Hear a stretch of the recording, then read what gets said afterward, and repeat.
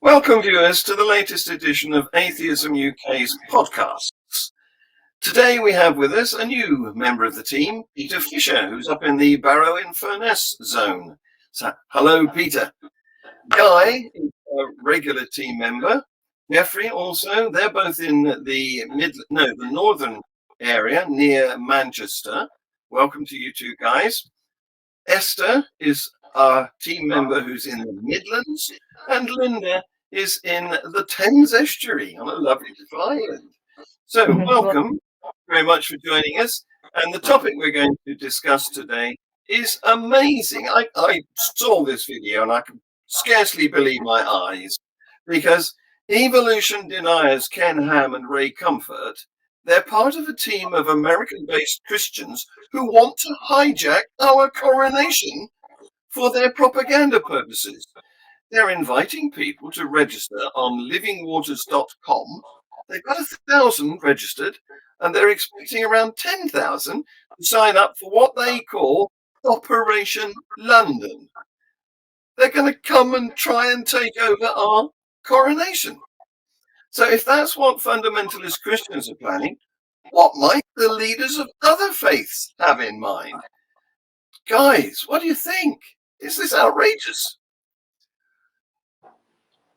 Actually, John, my first thought, yes, it's outrageous, is whether there's anything that can be done about it. And as a matter of law, I don't think there is, unless they were to cause some sort of breach of the peace, which I imagine is unlikely, because they'll make it their mission to be peaceful about it. I don't know what can even be done about it. It doesn't take away the horror of it, of course.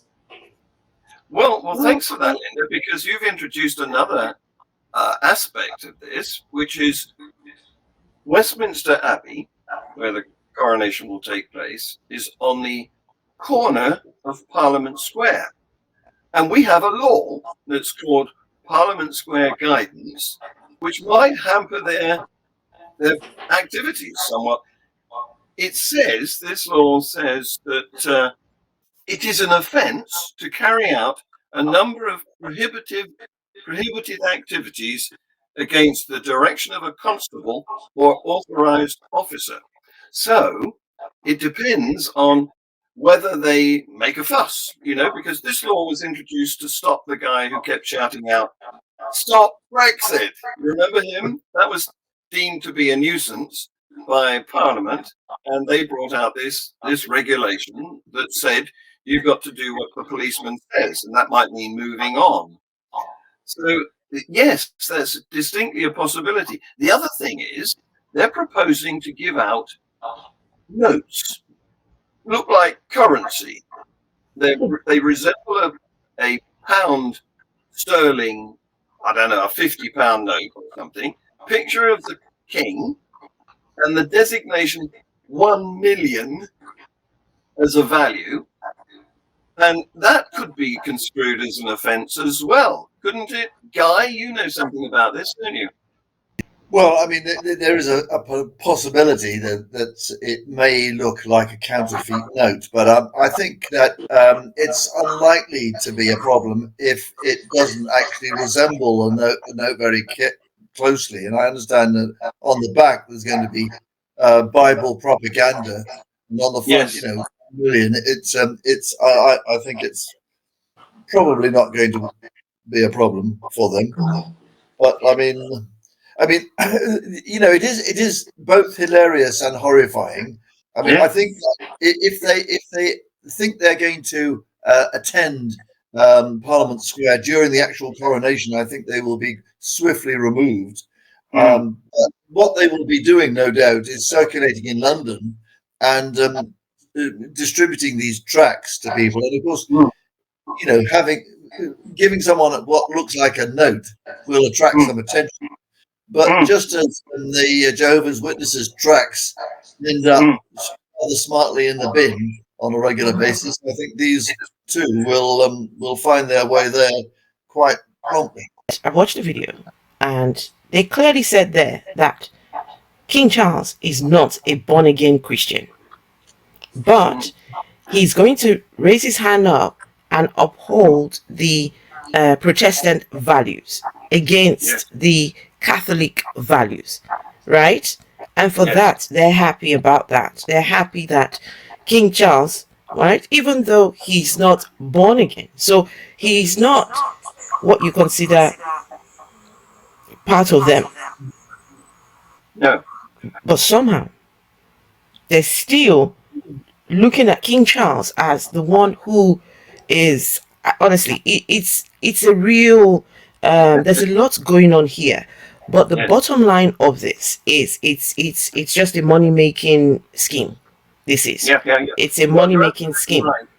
Yeah, you're absolutely right. They're trying to surf on the coronation. And let's take a look at Ray Comfort saying just that. He's one of the key organizers. Here we go. I don't understand the fascination with the royal family. Good, that's what we're going to talk about. Yeah. Because that's my big problem. You don't understand it either? No, I do. You do understand. Absolutely. Ray, Okay. yeah. Ray's There's a huge problem that I have and I've had for about 2 months. And that is the average American Christian says, we have a king, it's Jesus, I'm not bowing to any earthly king. Yeah. And they don't capture how huge this is in the world. This is celebrity on steroids. This isn't just the Oscars. This is massive. It's worldwide. It hasn't happened for 70 years. There's nothing like it. The whole world is going to stop. And it's a huge opportunity for the gospel. So I've got to motivate Christians to say, no, this isn't about you bowing down to King Charles. This is you seeing this as a huge bridge to reach the lost. Mm-hmm. Well, there you go. A bridge to reach the lost. Who are these lost people? And this is where the Christian sense of entitlement comes in. We have the right religion. We have the right shtick going on. But everyone else, they're wrong, right? They're lost and they're on their way to hell. We need to come and get them on our side, right? So who are these people who are lost? Considering that just 2-3 weeks ago, the census is showing that the UK is becoming less and less religious. The UK people, they don't need this. They're walking away from it. They're saying enough of this religious, the religiosity over the years. But these Christians want to come and use this now to get people back. We're trying to leave religiosity behind, and they're saying no. We want him back in here. How does this work? Yeah. I mean, I think whenever they use the word lost, we should say no. I think you should be using the word rejectors, because that's what we've done. We've rejected religion. We're not lost. Amen. Religion. I didn't leave it somewhere unattended. I rejected it. Yeah, I mean, I remember when I first left Christianity, I used to say I lost my faith. But how can you lose something that you never had to begin with? So I didn't lose my faith. I actively walked away. Yes. What annoys me is the arrogance of them, that they think they're right and that we need saving by them, and yet they keep demanding that we should be more humble. It's ridiculous. Yeah. So we need saving by them. Ray Comfort. Have you? There's a case that was going on in America. Josh Dugard, who had molested his sisters over a long period of time. And not Ray Comfort. He was standing up for Josh Dugard when the news first broke, right? Before he was charged, before all the evidence was brought out, right? And so you want the one who was defending a child molester to come and save you? I don't think so. Ray Comfort can stick with his bananas, right? Have you seen his banana video? Yes. He can stick with his bananas. Yes, it's in my favorite list, that video of his. Yes. So getting back to the coronation, as you said, Esther, is particularly inappropriate today because of the census, which shows that there's a steep decline in Christians in the UK and a big rise in non-believers, but also Labour, which is probably expected to win the next general election, announced on the 6th of December that they intend to abolish the House of Lords, which presumably would mean goodbye to the 26 unelected Anglican bishops who sit in there at the moment. With any luck. Yeah. Well, that must have been very alarming for the Christians, mustn't it? It should be. Well, it's at this rate, Christianity is no longer, well, don't let me speak out of term here, but I think Christianity is no longer the religion that has the majority of people, right? Yes. Going by the last census. And so we really need to rethink the House of Lords. That conversation needs to be had, definitely. Yes. I mean, in some parts of the country, those without religion already exceed those with religion. Yes. Yes. I had the pleasure of joining Bristol Humanists' Christmas party last week or the week before, and and Bristol is one of these places where the non-religious outnumber the religious, and they had Yes. secular Christmas carols. I didn't catch that. They had what, Guy? Secular Christmas carols. Oh, right. Can Yes. Can I just ask that with the census, can you go find out what the religious divide is in every city? Because I would love to know what my city's, what that's looking like. You can drill down to the local the local authority basically area. Okay, nice. Yeah, you can. If you have difficulty finding that, you could probably ask for assistance from Humanist UK, who are on top of the Yes. stats. Yes, indeed. Nice.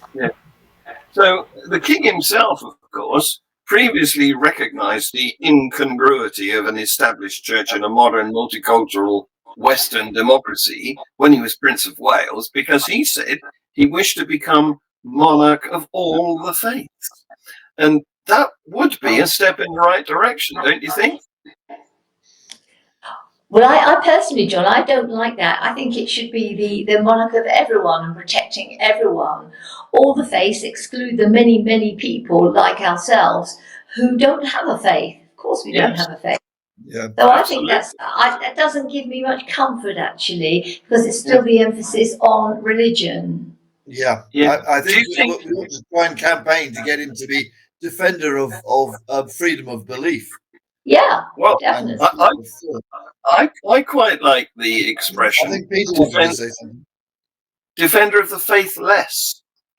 I don't like that, John, because I think it's got negative connotations to it. Faithless, Exactly. that you're somehow lacking in something. I'd like it to be a more positive term.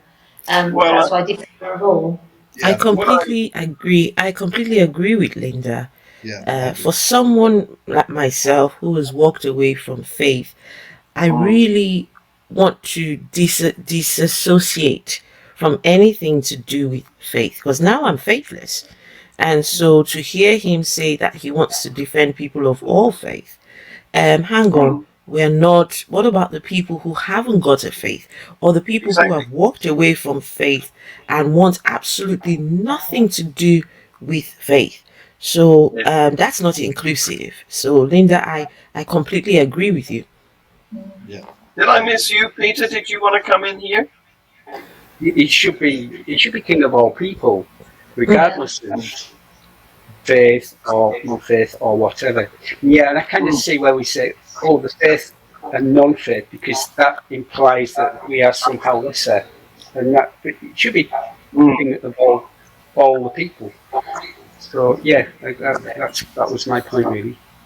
Yeah, on the question of the this London project, I mean, my first instinct was, and I'm completely against nationalism, but my first thought was, who are they coming over here? Because the royal family is a big thing in this country, and they're coming over here saying, hang on, we don't want, you shouldn't be listening to you. We've got a better king than yours. I suspect it might create quite a bit of rejection among many British people. Yeah.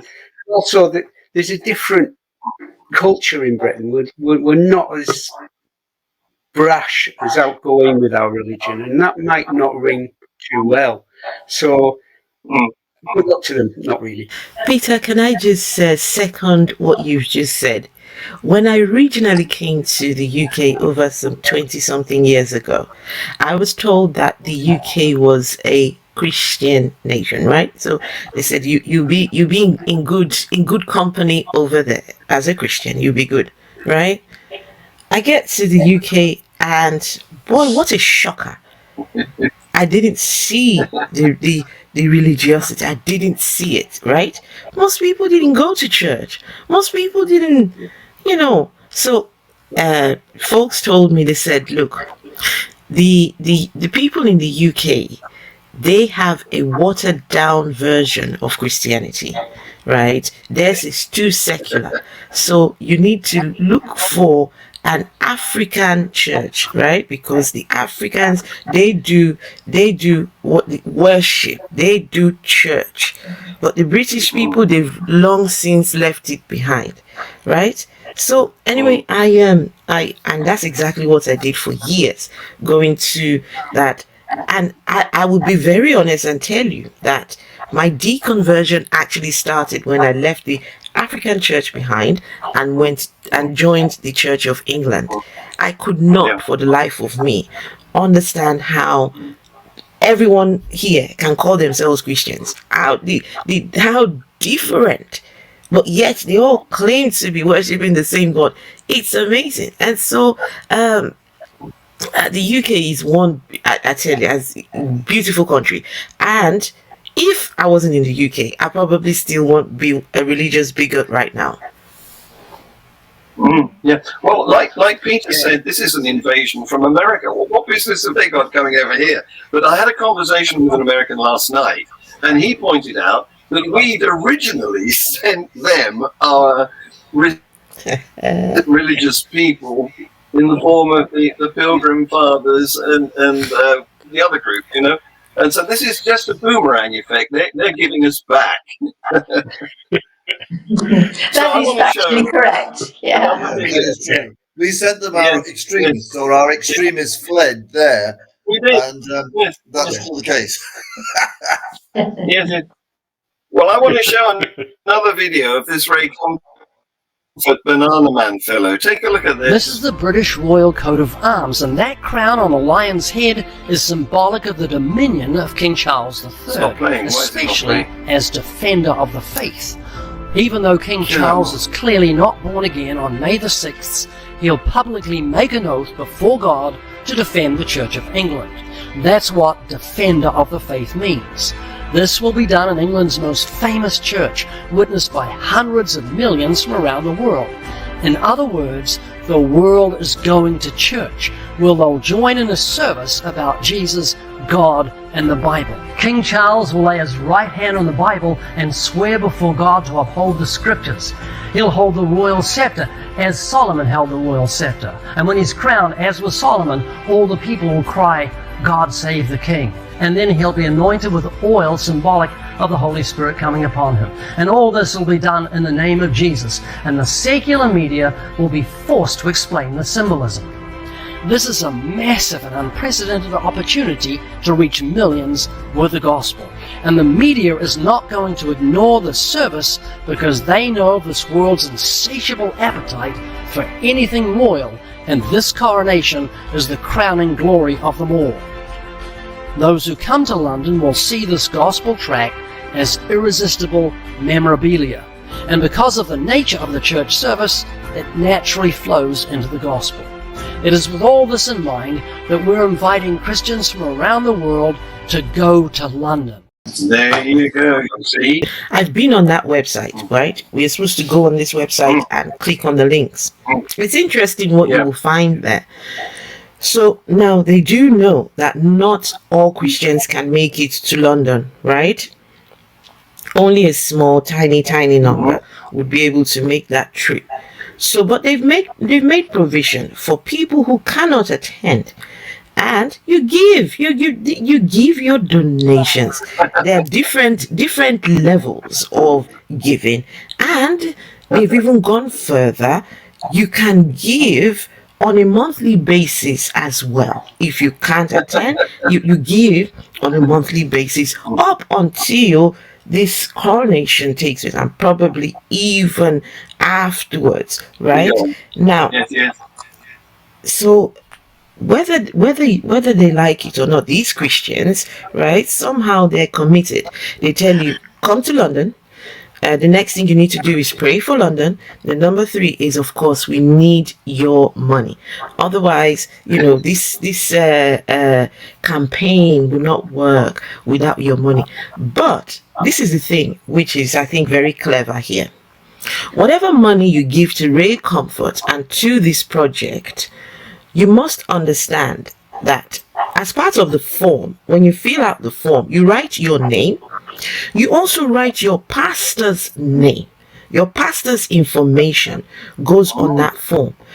And I think that this is all just so you remember that, look, whatever you give to Ray Comfort has nothing to do with your tithe and offering.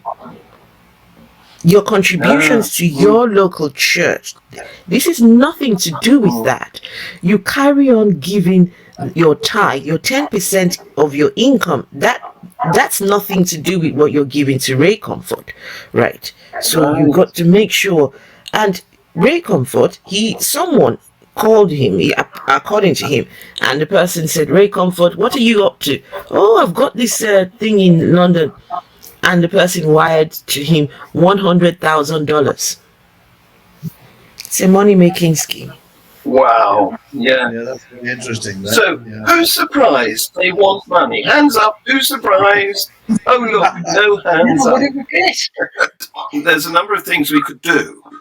We could organise some sort of counter Operation London protest. I mean, I don't know what they're going to do, but whatever they're going to do, there's an option for us to be there with banners saying something like, disestablishment now, because it's having an established church which crowns our monarch, makes us vulnerable to invasion by these Christians who want to proselytize to our public that's steadily losing interest in religion. So we could do a counter Operation London protest. It's a defense of the UK from this invasion of Christians. What do you think? I agree.